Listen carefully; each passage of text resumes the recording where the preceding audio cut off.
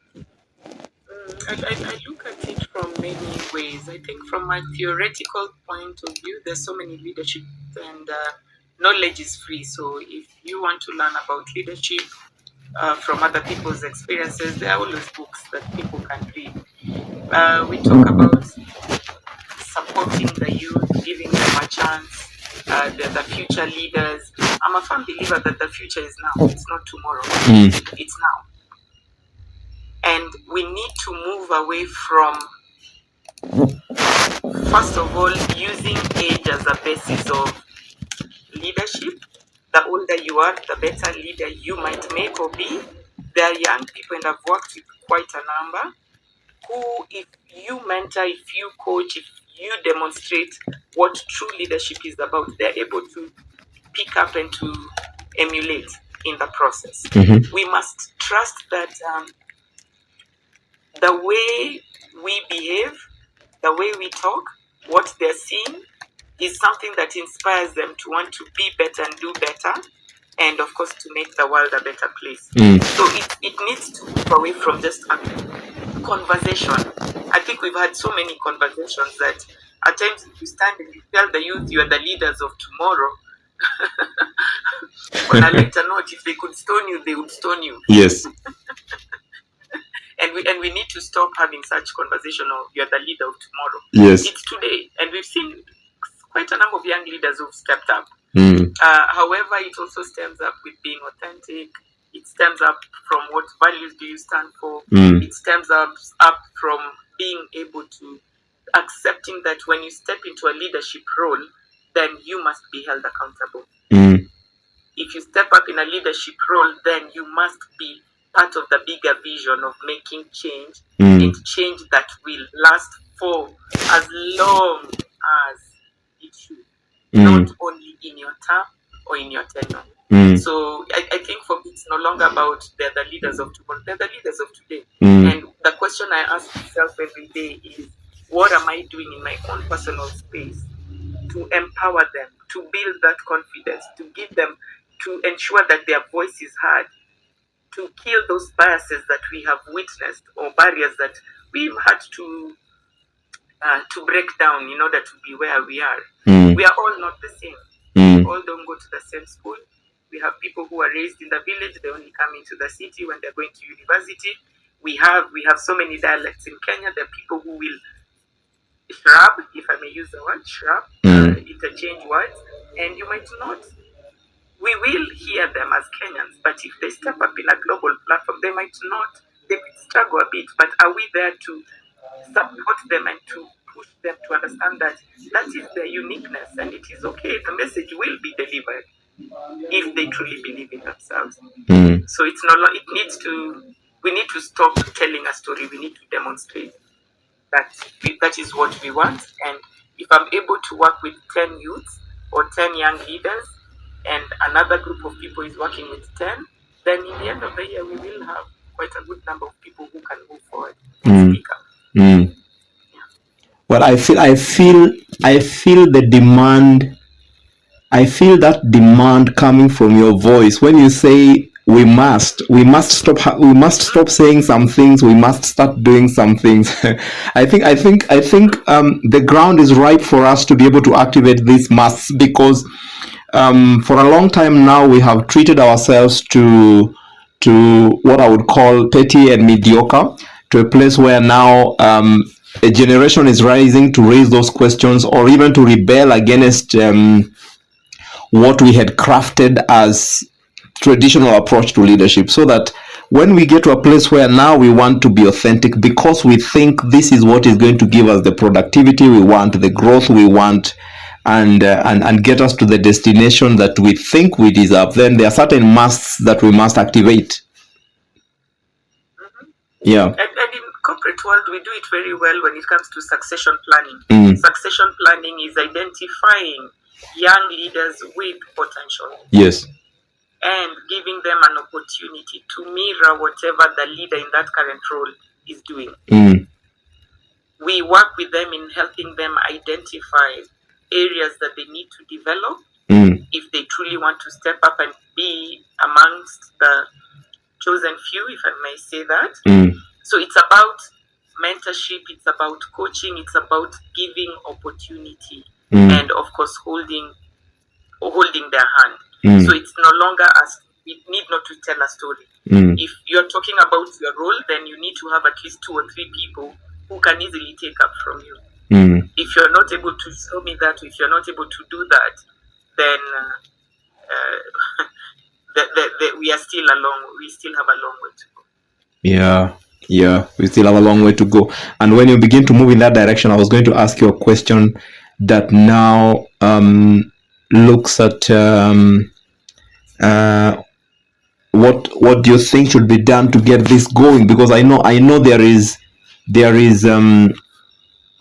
like what you've just mentioned a while ago, where there is intentional mentorship, and I know there's a lot of coaching that is going on. Do you think these are some of those interventions that we must put in place to be able to activate this leadership that comes from the heart, or what else do you think we should do to get this thing to become a norm, to become a culture that is automatically there and working?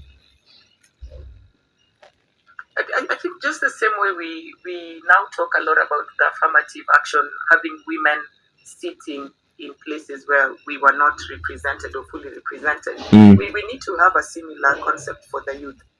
That's my belief. For any organization or any parastatal, be it public, private, we need to start reporting those numbers. How many youths are coming to your organization this year, and what is the story? And telling stories in terms of telling the success stories when it comes to developing and giving young leaders a chance. We need to do that. We've made a few progress. I know we do have young CEOs, both male and females. We see that in the entrepreneurial space, but I still believe that the bulk of jobs are still in the government sector, and perhaps that is what we really need to look at and ensure that we kill stereotypes of you're still young, you still have a long way to go, wait for your turn, be patient. People will never lead if you don't give them a chance. Yeah. Wow, that is powerful. People will never lead if you don't give them a chance. That's a powerful quote, you can be sure. Let me see if there is anything from my co-host electing. I want to give you the floor. See if you have any questions or comments you want to make from your end, please.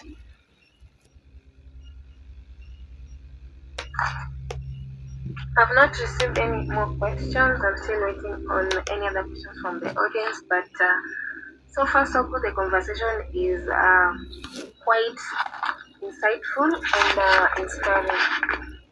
That's all. Let's talk about institutionalizing leading from the heart. I know you talked about what happens in the corporate world, the spaces where you have been, and honestly, even saying that you do not know what goes on within the government or within the government side of things. What would you suggest? What would you suggest for institutionalizing leading from the heart, so that we move it from talks and conversations and all this nice things that we say when we meet each other, to a place where we can have formidable structures and policies and something that can make it tangible, workable, and here to stay for a long time? I think there's so many ways, but what stands out for me, and it goes back into SheLeads Volume 1, Volume 2. When you thought of the project, you looked for female leaders, right? Yep. And Volume 1, Volume 2, how many people are we talking about? Almost 40. That's right. If I may round the number, right? Do you think we are only 40 in this country? No. We are many. Many, that's right. But there are people you've only identified now. We are in existence. We are here. We are willing to help. But where do we start from? Yes. Even getting meeting and them being able to be honest and put the agendas on the table for us to look at and to poke or to give suggestions on. It's not easy. It's not easy. We still have a lot of bureaucracy. So even if we would want to really help, if we would want to give ideas, I think it starts with the government also creating a structure where they invite people who are willing to help in relooking at how the institutions are structured, in relooking at how goals are set, how people are held accountable, how reporting is done. They do it with amongst themselves. So then you cannot prove if you're the doer, you audit yourself, and you're the person who's doing governance. I know we do have different arms in government, but then if you bring in an independent party, someone who has no interest, their agenda is just to help you move forward and be better, then things can change. And of course, in the NGO world, I know that donors will always come back and do an assessment, and you have to show them how you've utilized the fund. That's right. Are we there yet? Not necessarily 100%, but there are some NGOs that are able to actually showcase that you gave me 100 and this is what I was able to do with it. Not to us or to pay for dinners and such things. So it's the accountability and ties with honesty, also being vulnerable enough to allow people to speak the truth from their perspective with a lot of humility and compassion. And the overall vision and agenda is to make the world a better place, or to make institutions more reliable and to deliver the services that they need to. No, that's so powerful. Do you think this can become a culture beyond the corporate world, beyond government, so that out here on the streets we can be hearty people and people who are purpose-driven, value-driven, positive energy-driven, authentic, and something like that? Oh yes, I do believe that. Each journey starts with one step, so it's one step at a time, and I cannot do it alone. We are many, and I'm hopeful that as we speak about leadership and what it means to us as individuals, then we are also called upon to think about the wider community and those who might not be able to access us or even know that we exist. So what more can I do? That's the question that I live with today. What more can I do? Wow. That's so deep. Today we have been speaking to Decimar Ogutu, taking us through the whole subject of leading from the heart. It's been 1.5 hours now. We're just 7 minutes away from 1.5 hours. The conversation has been exciting. I think I've learned a lot of things. Plenty of notes I've written here. Nice quotes I have picked from the conversation. One of them being, they will not lead unless you give them the opportunity to do so. That's very, very powerful. So before we bring this to a close, I will again ask if there's anybody who has a question or a comment. We are about to bring this whole conversation to a close, and I don't want to leave anybody out with a question or a comment. If you have something, please lift your hand. Remember, this conversation comes to you every Monday and Thursday, 7:30 p.m. It is brought to you by Zion Paul Publishers in partnership with the SheLeads project. SheLeads is a project that concerns itself with issues of women and women's leadership and how we can contribute to the whole conversation around inclusion, women involvement, and tapping into the resourcefulness of women as a strategic way of powering our growth and development in the right direction. And today we have been speaking to Decimar Ogutu, taking us through the subject of leading from the heart. You've had the insights yourself, and a lot of things have been shared. I can see a hand being lifted here by Peter. Yes, Peter, please unmute your microphone and ask your question or make your comment.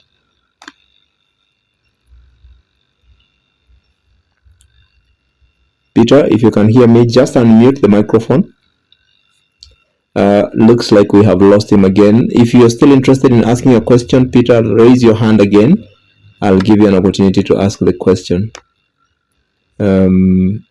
Yes, I was just saying that the conversation is brought to you by Example Publishers and the SheLeads Project. Every Monday and Thursday, we are here and we are speaking to women leaders from the front line, people who have the experience, the knowledge, the wisdom. They can share insights and recommendations on what needs to be done, what needs to stop happening, and the direction that we need to be taking, even as we contribute to the whole conversation around how do we actualize women's involvement in the key issues and the whole conversation on inclusive leadership, gender inclusivity, etc., etc. I can see Peter is still raising his hand. As soon as you are admitted, Peter, you will unmute your microphone and then you speak, because I think that is what you needed to do. We seem to have a problem admitting Peter. Peter, if you can send the question in written form, that will be good. Or if you can raise your hand again, okay, you're in. You can ask your question, please. Actually, it's more of comments. Yes. I really want to thank you, Decimar, for sharing everything. It was very insightful. I enjoyed myself all through coming from school, and it was very amazing and inspiring. So thank you. Asante sana. I Thank you, think. Peter. Yes, thank you so very much, Peter. We really appreciate you for sparing time being part of this conversation and even for raising that comment. Yes, as we bring this to a close, I'll give Decima a minute or two to give us her final remarks, even as we pull down the curtains on today's conversation. Decima, over to you. Thank you once again. I didn't even realize how fast 1.5 hours can fly by. But I think the most important thing is, and what I want people to take away, hopefully, tonight is think about your heart. I'm a Christian, so there's a verse that you referred to about guarding your heart. Everything stems from your heart. Feelings stem from your heart. When you're in love, we say, oh, and when people say they're in love, they touch their heart. Oh, I'm in love. People are certain that about being heartbroken, they touch their heart. Emojis on our phones and all these social medias, there's so many heart-shaped emojis, right? Yes. So it means that your heart is at the core of who you are. And when we talk about leadership, regardless of where you are in your journey, leadership is about being your true, authentic self. It's about your ability to find a purpose that is bigger than you, looking at the society where you are and what you can do differently to make it a better place. Leadership is the ability to be able to pull back and be quiet and just sit in silence with a view of making people understand that you are listening to them actively. It is also about your listening skills, where you receive information, you welcome people for who they are and their perspectives, and you also accept that we might not agree, but we can disagree with humility and compassion, and not necessarily being, I'm right, you're wrong, I'm older than you, I'm telling you. I believe that is Stone Age. It is also about the willingness to adopt a child's mind. You know, children are very fluid. Children will absorb whatever it is that is happening around them. And I want to believe that is the same in leadership. You're serving a community that has people who are 0 years old to people who are living into their late 90s, 100s. So it's a diverse community. And we need to accept people for who they are. And of course, not to give unsolicited feedback, but to train ourselves to give better feedback in ensuring that we are listening to people deeply. We quiet our minds so we are not in a rush to offer solutions. And of course, where we are not clear, we have the ability and power to ask questions without making the other person feel like their views and their opinions are being disregarded. Last but not least, if you want to improve, if you want to get to become a better leader, you must also be willing to be vulnerable, in the sense that there are areas that we constantly and continuously need to develop. So my question is, how do you identify those areas? That is where you can partner with a mentor or a coach who can help you see some of the things that are not supporting the leader that you want to be. Yeah, I guess I can talk a lot about leadership, but I'll leave it at that. Wow. Values. Thinking about our values. Wow. Plenty of insights. I can see several people appreciating you for that. Some claps over here. People really appreciate it. Yes, what you have shared is deep. All those perspectives about what leadership is, from having a child's mind to being vulnerable to not giving unsolicited feedback to being willing to learn and grow and partner with coaches and mentors and people who can help you become something good. Quite insightful. You all have heard for yourself. Today we were listening to the insights from Decimar Ogutu talking about leading from the heart. Plenty of insights have been shared. This conversation has been recorded. It's going to be on YouTube in a short few hours, so that as soon as it's up there, we will share the link again. So those of you who wanted to revisit some of those things that have been said, you can be able to get it. So allow me to thank you, Decima, for sparing time. Thank you for availing yourself this hour of the night. I know there could be other people who may have wanted to be to have your attention, but now you have brought the whole of your resourcefulness into the conversation, into the meeting, and we have tapped into your wisdom. We are really grateful for that. And also thanking everybody else who has spared time for today's meeting. Before we part ways, I will allow Electin to make one or two announcements, and then we'll bring this whole conversation to a close for today. Over to you, Electin. Thank you. Yes, thank you so much, Doso, and thank you so much to our guest, Decima, for the wonderful conversation around leading from the heart. Just before we come to a close, I have some few announcements. One is concerning the SheLeads launch volume 2, which will happen on the 29th of September 2022 this month, which will happen at Trademark Hotel in Village Market. You are all invited. You can check out from our page. The registration link to book your slot is on SheLeads.co.ke. Secondly, Volume 1 also is still available on Amazon, Nuria Bookstore, and Somanami. Also, if you want to engage or rather interact on more with this conversation, feel free to join us every Mondays and Thursday at the same time from 7:30 to 9. Then those willing to take part in the SheLeads project, you can comfortably reach us on these phone numbers: 0787 907 684. I will repeat: 0787 907 684 or 0736 812 942. 0736 812 942. Thank you so much for the questions that you were able to ask us. This conversation was brought to you by Zonepad Publishers and the SheLeads Project. Thank you so much and have a lovely evening.